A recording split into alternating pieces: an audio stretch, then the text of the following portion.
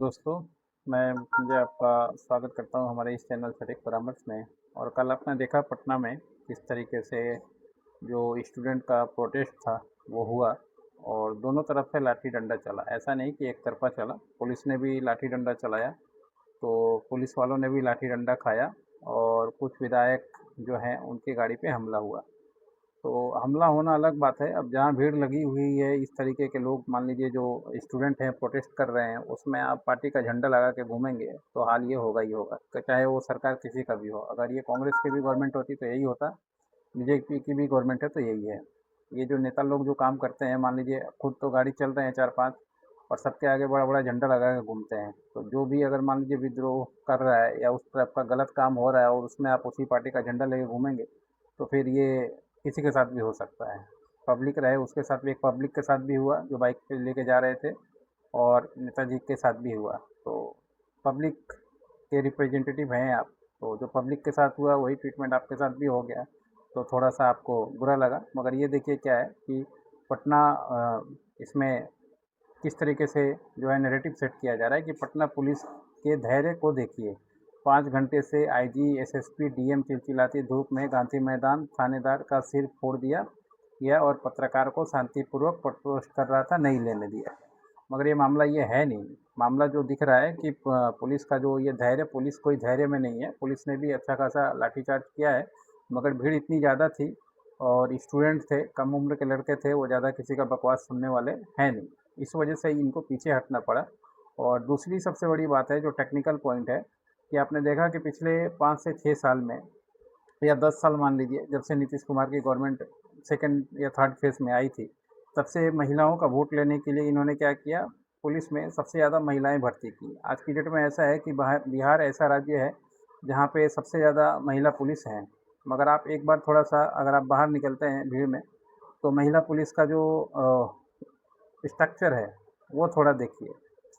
आधा आधा पाव का जो है पुलिस, जिसको 2 लोग को भी संभालना मुश्किल है, और ऊपर से इतना सारा महिला भर्ती कर लिया, तो वो महिलाएं खुद भी सुरक्षित नहीं हैं। उनको तो खुद मुझे लगता है कि सिक्योरिटी चाहिए, और ये वो खुद परेशान है इस ड्यूटी से। नौकरी नहीं मिल रहा है बोल के मान लीजिए कोई भी ज्वाइन कर ले रहा है, मगर ये महिलाओं का पुलिस में सबसे ज़्यादा होना, ये सबसे बड़ा डिफ़ॉल्ट साबित हुआ ये पटना वाले जो प्रदर्शन हुआ उसमें। क्योंकि मैन पावर आपके पास है नहीं, महिलाएं थोड़ी इस भीड़, उग्र भीड़ को कंट्रोल कर पाएंगी, और महिलाओं का भीड़ थोड़ी था, यहाँ पे जेंट्स का भीड़ था।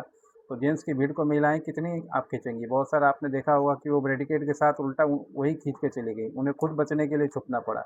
और जेंट्स पुलिस की संख्या कम है, तो जेंट्स पुलिस की संख्या कम है, महिला पुलिस की संख्या ज़्यादा है। ये तो अभी स्टार्टिंग है, अगर इस तरीके से कहीं और भी हुआ तो ये सेम भी चीज़ और भी एक्सपोज होगा। तो ये गवर्नमेंट का एक सिस्टम है जो एक्सपोज हुआ है। लास्ट में देखिए उनको रैप और सीआईएसएफ, बीएसएफ जो भी इलेक्शन के लिए आए हुए हैं, बाई इलेक्शन के लिए बांकीपुर, उनको बुलाना पड़ा और फिर उनको लगाना पड़ा। तो आप एक छोटा-छोटा बात में, एक गांधी मैदान का एरिया जो मान लीजिए सिर्फ़ एक छोटा-सा प्रोटेस्ट, उसको समझिए कि बिहार के कुछ जगह से ही लोग आए थे। बहुत बड़ा ऐसा नहीं था कि बहुत जगह से बहुत ज़्यादा करोड़ों-करोड़ लोग आ गए थे।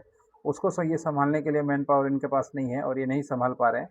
तो फिर इससे बड़ा अगर मान लीजिए कुछ हो तो कैसे सँभालेंगे? ये स्थिति है पुलिस की, क्योंकि महिला पुलिस का इतना भर्ती कर लिया कि अब इनके पास मैन पावर ही नहीं है जो बाकी चीज़ों को कंट्रोल कर पाएँ। तो इसके लिए इनको अब बाहर से जो सीआईएसएफ, सीआरपीएफ ऐसी कंपनियां हैं, इन लोगों को बुलाना पड़ रहा है। तो ये टेक्निकल पॉइंट है। अब देखिए इसमें पब्लिक भी क्या बोल रही है। कुछ लोग तो बोल रहे हैं भैया मीडिया के साथ जो हुआ सही हुआ, और कुछ हद तक ठीक भी है, क्योंकि ये लोग का चैनल तो अब कोई देखता है नहीं। ये तो अच्छा है कि यूट्यूब, फेसबुक और छोटे-छोटे लोगों के पास मोबाइल और ये सिस्टम दिया, यूएस ने ही दिया। यूएस का ही फेसबुक है, यूएस का ही गूगल है, कि जिसके माध्यम से आप ये प्रदर्शन को और सच्चाई को लोगों तक पहुंचा पा रहे हैं। नहीं तो सोचिए आज की डेट में अगर ये फेसबुक उड़ा दीजिए, गूगल उड़ा दीजिए दोनों को, तो आपके पास बचा क्या? इनका न्यूज़पेपर, इनका मीडिया। तो आपको लगता है कोई भी चीज़, खबर मिल पाएगा आपको? नहीं मिल पाएगा, चाहे कितना भी कुछ कर लेते हैं नहीं मिल पाएगा। तो ये तो इस गवर्नमेंट का कोई योगदान नहीं है इन सब चीज़ों को बाहर आने में। विदेशी कंपनी अपना पैसा कमाने के लिए जो है एक